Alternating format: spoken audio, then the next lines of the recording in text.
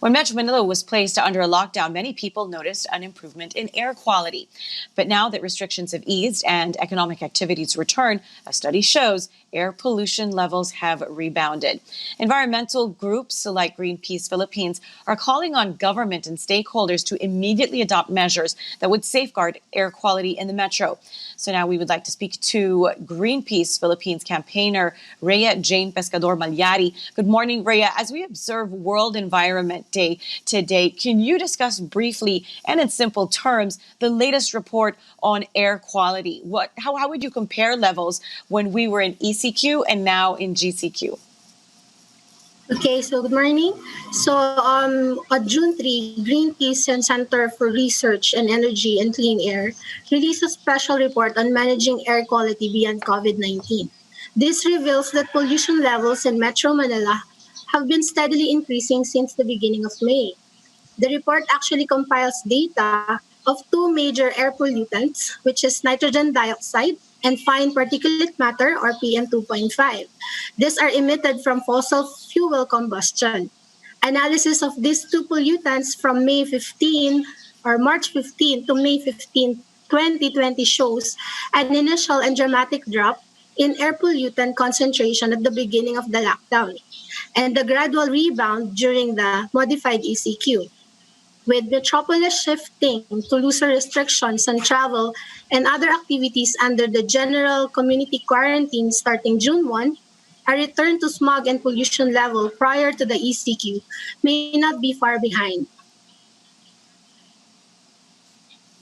Rhea, in the study, you cited 7 cities in Metro Manila as examples. Which of the cities were these, and what have you noticed about them? Okay, so while the report actually look at the entire Metro Manila, it gives closer examination to the air quality in 7 major cities in the metropolis. These cities are Makati, Pasig, Manila, Quezon, Marikina, San Juan, and Caloocan. This shows the rebound trends are consistent across the capital. Detailed analysis shows that the levels of NO2 and PM2.5 drastically diminished within the first 2 weeks on ECQ, with the exemption of Caloocan City, while Quezon City and Manila saw the highest reduction of the 6, and although the Metro Manila's overall air quality remained much improved compared to the previous years, the air quality gains are now remain sliding back in all these cities. This change is expected as the country remains heavily reliant on highly polluting fossil fuel energy sources across all sectors.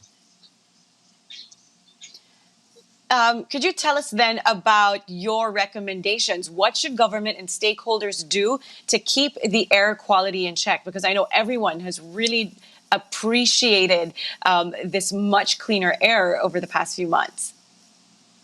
Yes, so Greenpeace believe that the sectors that are most impacted by the climate emergency are also the sectors that are hardest hit by the pandemic.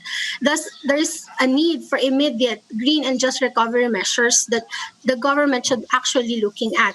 So we recommend recovery efforts that prioritize clean energy sources, green transportation option, and enhance micromobility around localities. So specifically, we are actually recommending maintaining flexible remote work arrangement or staggered work shift where possible, people-centric urban design, where public spaces should be planned in parallel with the establishment of mobility programs, rebuilding trust in mass transport, and supporting displaced transport workers, possibly with LGU-centric green mobility services, low-cost and active carbon-neutral transport options such as biking and walking, tightening the vehicle emission standards from Euro 4 or Euro 2 to Euro 4 to 6 and implementing accordingly, developing capabilities for real-time monitoring and dangerous pollutants in cities, and finally, strengthening industrial air pollution standards